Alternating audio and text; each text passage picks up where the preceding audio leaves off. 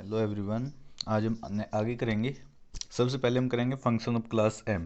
तो function of class M की definition क्या होती है? Suppose we have a function F, let F of X be defined on any interval और any domain से I. हमने ये बोल दिया कि एफ एक्स जो है इस पर डिफाइंड है। Then it is said to be F X is of class M. इसको जो है हम क्लास एम का कहेंगे if we can differentiate f of x m times।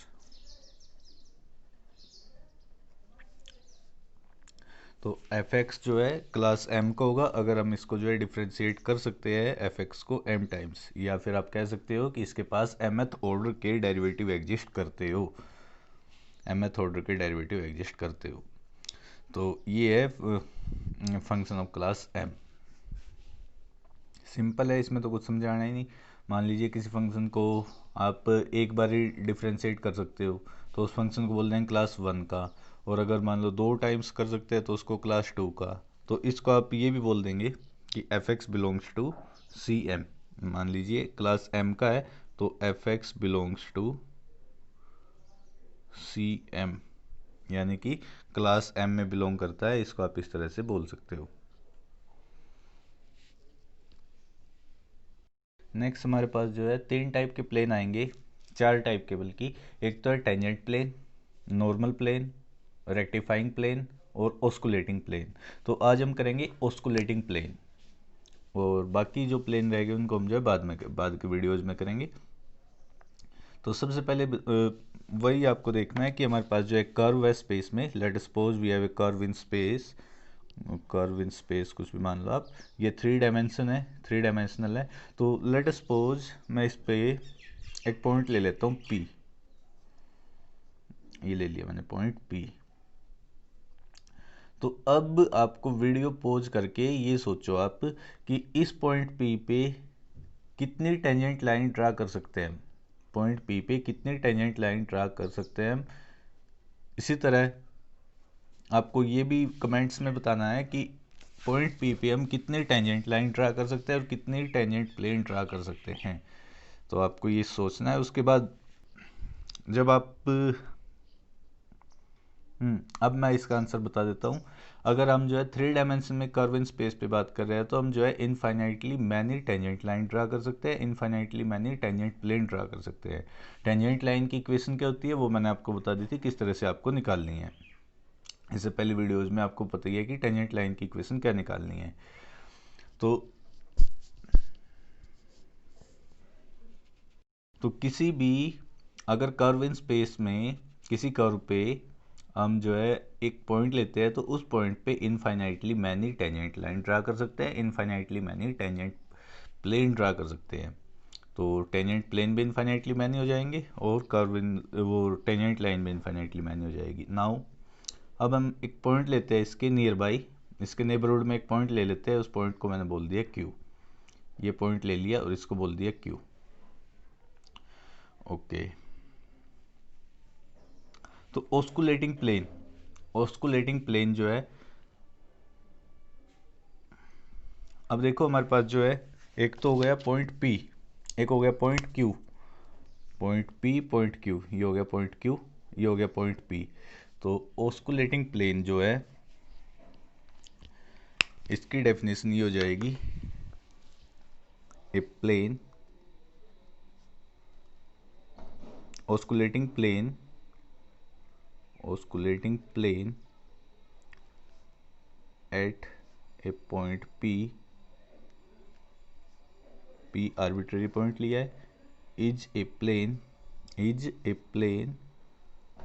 which contains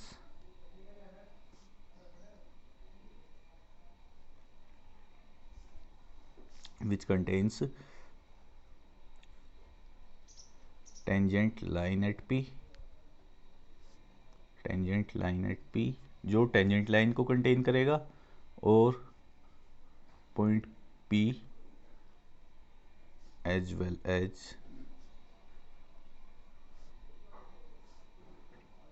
point Q।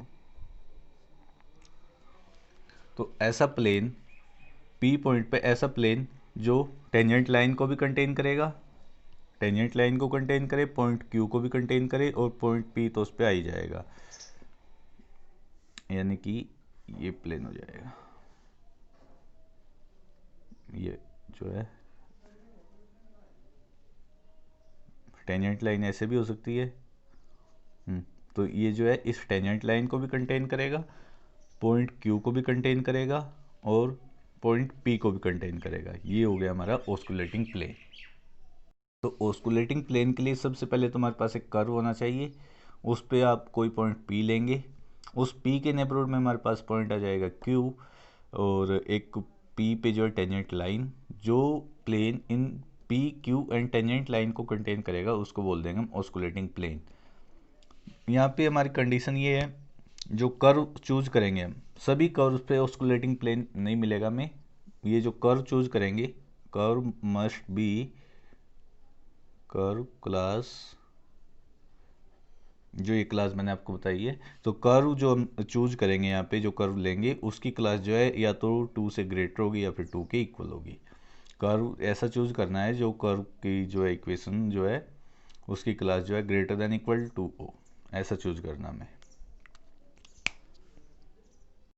अब नेक्स्ट हम देखते हैं equation of osculating plane. So ये हमारा ऑस्कुलेटिंग प्लेन हमने एज्यूम किया है। लेट सपोज इस पे कोई पॉइंट हम एज्यूम कर लेते हैं बी, कोई भी आर्बिट्रेरी पॉइंट एज्यूम कर लेते हैं, जैसे बुक में किया हुआ है आपकी वैसे ही मैं कर देता हूँ। ये पॉइंट है हमारा B, let suppose it is B. ये भी आपको पता है कि किसी कर्व की इक्वेशन को आप दो फॉर्म में लिख सकते हो, या तो लिख सकते हो आप आर टी इस फॉर्म में, या फिर आप लिख सकते हो आर आर एस की फॉर्म में। इसको बोलते हैं हम नॉर्मल फॉर्म। एस जो है हमारा ये T parameter, S is arc length, ये आर्क लेंथ होती है। तो लेट सपोज ये पॉइंट हो गया ए, और ए पी जो है आर्क लेंथ, ए पी जो आर्क लेंथ है वो एस। इसी तरह जो बिकॉज क्यू जो है पी के नियर बाई है, तो हम इसमें थोड़ा सा चेंज कर देते हैं कि एस प्लस डेल्टा एस होगी ये, इस तरह से हम एज्यूम कर लेते हैं। और ये हम ओरिजिन एज्यूम कर रहे हैं, ये ओरिजिन एज्यूम कर लिया, और ये O P, O P B आप एज्यूम कर लो, यहाँ कर लो एज्यूम, या कोई भी एज्यूम कहीं भी एज्यूम कर सकते हो आप। इस तरह से ये ओ क्यू हो जाएगा, और बी लेट सपोज ये हो गया, तो ये हो गया बी। तो ओ पी का जो हमारा पोजीशन वेक्टर है ओ पी, वो आ जाएगी आर, बिकॉज हम ले रहे हैं अब आर्क लेंथ की फॉर्म में, नॉर्मल फॉर्म में, तो ये हो गया O P equal to R S. Similarly O Q, O Q जो है ये आ जाएगा आर एस में चेंज हुआ है, R S plus delta S. And इसको O B arbitrary point assume किया था, तो ओ बी को हम एज्यूम कर लेंगे आर एस से, कैपिटल आर एस से, इस तरह से एज्यूम कर लेंगे। ओके, नाउ पी पॉइंट पे हम ऑस्कुलेटिंग प्लेन फाइंड आउट कर रहे हैं। तो सबसे पहले हमें अब प्लेन की इक्वेशन निकालनी है। प्लेन की इक्वेशन निकालने के लिए हमारे पास equation of tangent line, equation of unit tangent vector, tangent vector की इक्वेशन अगर आप इस फॉर्म में निकालेंगे तो वो आ जाएगी आर डैश एस, यानी कि D R by D S आ जाएगा।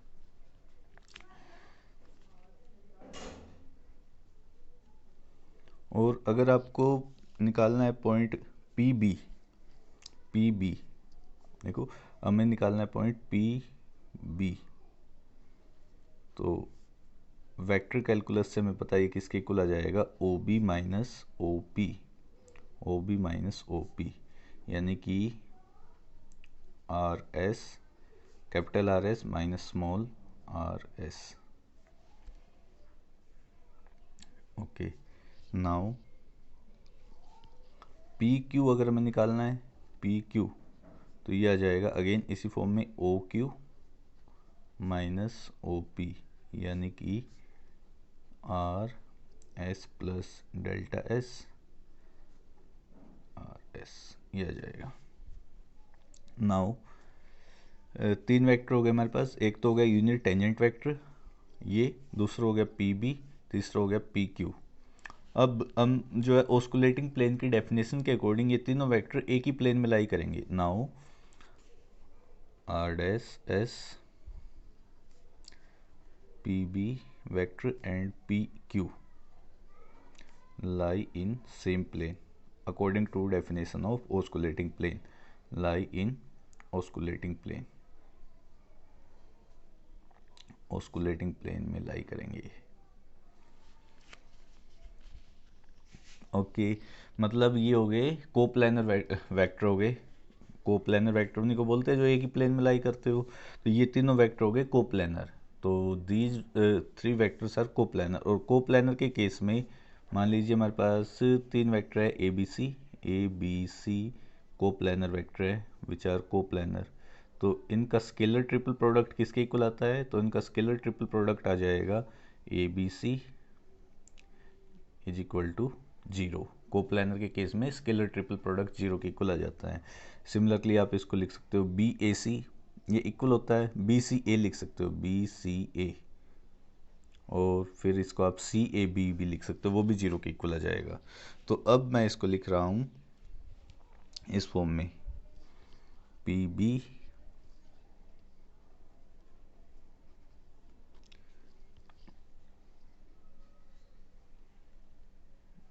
आर डैश एस, या पी क्यू भी लिख सकते हो, और पी क्यू, इनका स्केलर ट्रिपल प्रोडक्ट किसके इक्वल आ जाएगा, जीरो के इक्वल आ जाएगा। तो जब ये जीरो के इक्वल आएगा, अब मैं पी बी की वैल्यू पुट करूँगा, तो इसको आप ये भी लिख सकते हो P B dot R dash S cross P Q according to definition of scalar triple product, ये आएगा जीरो के इक्वल। नाउ पी बी की वैल्यू है P B is equal to R S minus small R S into R dash S P Q की value है ये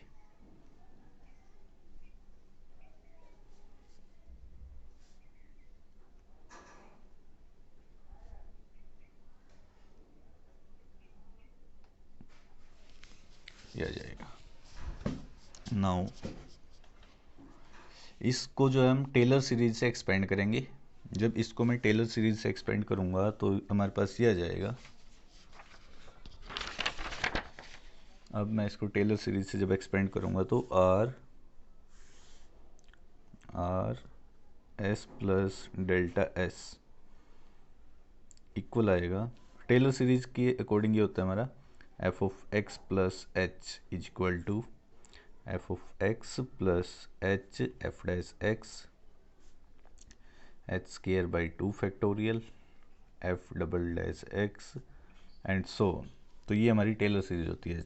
तो जब टेलर सीरीज से मैं इसको एक्सपेंड करूँगा तो ये आ जाएगा R S plus delta S, यहाँ पे एच के प्लेस पर डेल्टा एस, तो ये इक्वल आ जाएगा R S plus del S into इसका डेरिवेटिव यानी कि R dash S plus del S square by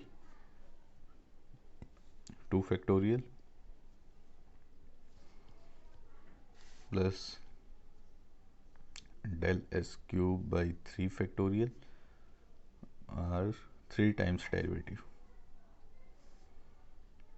and so on. हमें यहाँ पे निकालना है R S plus delta S minus R S, ये निकालना है। तो अब जब इसमें से आर एस को सब्ट्रैक्ट करेंगे या फिर इसको इधर ले आओ तो हमारे पास ये आ जाएगा R S plus del S minus R S is equal to del S into R dash S plus del S square by 2 factorial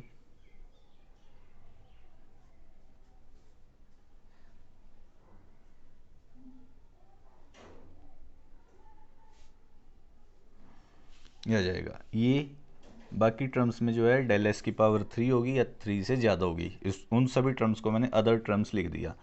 okay, now ये वैल्यू इसके जो आया है इसको हम इसमें पुट करेंगे। तो जब इसमें मैं पुट करूँगा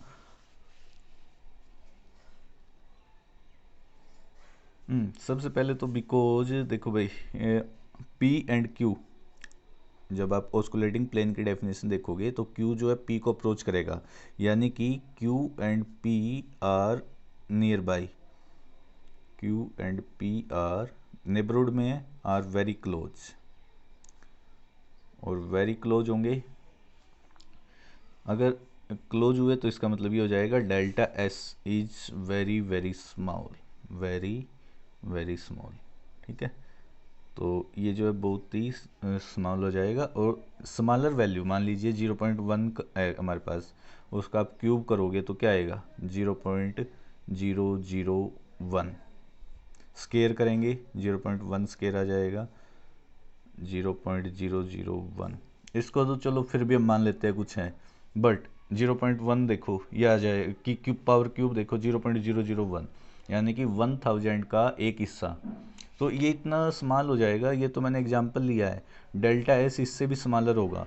तो उस केस में जब आप पावर क्यूब करोगे तो वो जो हमारा बहुत ही स्मॉलर आएगा, इतना स्मॉलर आएगा वो कि आप इसको नेगलेक्ट कर सकते हो। तो इन सभी को हम नेगलेक्ट कर देंगे। नेगलेक्ट क्यों करेंगे? Because delta S is very small, तो इन सभी को आप नेगलेक्ट करोगे तो हमारे पास ये आ जाएगी वैल्यू। ओके, अब मैं ये वैल्यू इसमें पुट करूँगा। जब इसमें पुट करेंगे तो मैं वो वैल्यू पुट करके दिखा रहा हूँ आपको क्या आएगा।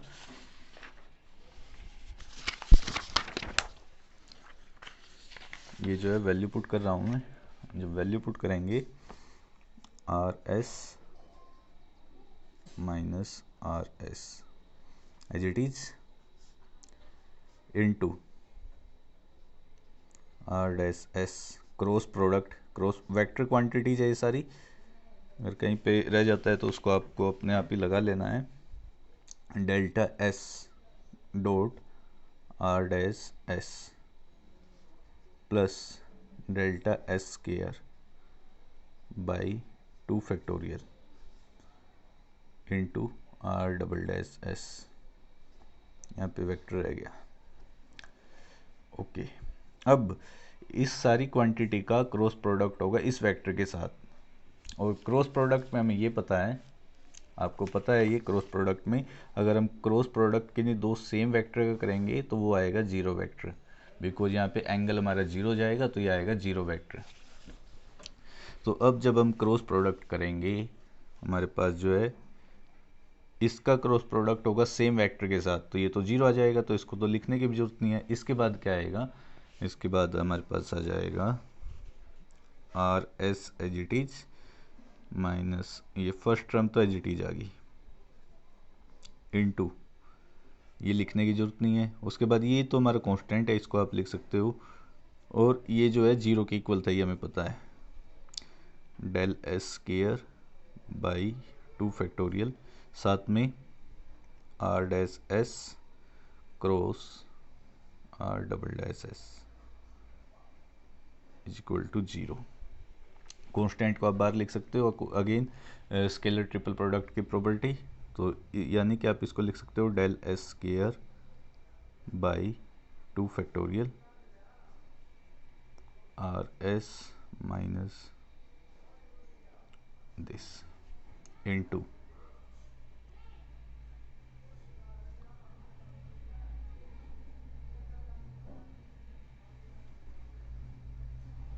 this implies इक्वेशन आ जाएगी R S minus small R S R dash S vector quantity R double dash S. तो इसका स्केलर ट्रिपल प्रोडक्ट की हो जाएगा। तो ये हमारी जो है इक्वेशन आ गई, इक्वेशन ऑफ ऑस्कुलेटिंग प्लेन। अब ये तो इक्वेशन आई है in terms of S. Similarly अगर आप टी की टर्म्स में लिखोगे तो इक्वेशन ऑफ ऑस्कुलेटिंग प्लेन आ जाएगी टी की टर्म्स में, equation of osculating plane in terms of T. Same equation आएगी, ऐसे प्रूफ है उसका R T minus small R T R dash T और आर डबल डैश टी ये आ जाएगी। इसका भी आप बहुत कम यूज करोगे, सबसे ज़्यादा यूज आप करोगे कार्टेशियन फॉर्म में। इन कार्टेशियन फॉर्म, कार्टेशियन फॉर्म में जब आप लिखेंगे तो कार्टेशियन फॉर्म में लिखना बिल्कुल आसान है। स्मॉल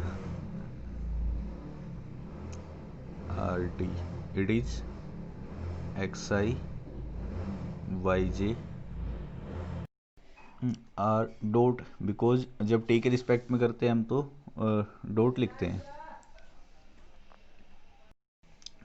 हमारे आर टी हो जाएगा जेड के ये हो जाएगा, और कैपिटल आर टी को आप एज्यूम कर लेंगे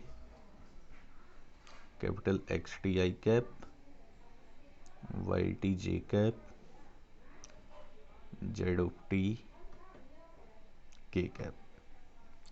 तो ये सारी वैल्यू इसमें पुट करनी है। तो हमारे पास कार्टेशियन फॉर्म में इक्वेशन आ जाएगी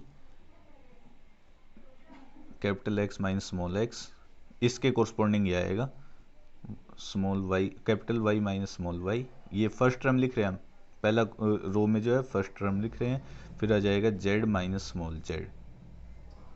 सेकेंड लिखेंगे अब D x by D T, D x by D T, या फिर आप इसको एक्स डॉट लिख लो, इसको वाई डॉट जेड डॉट।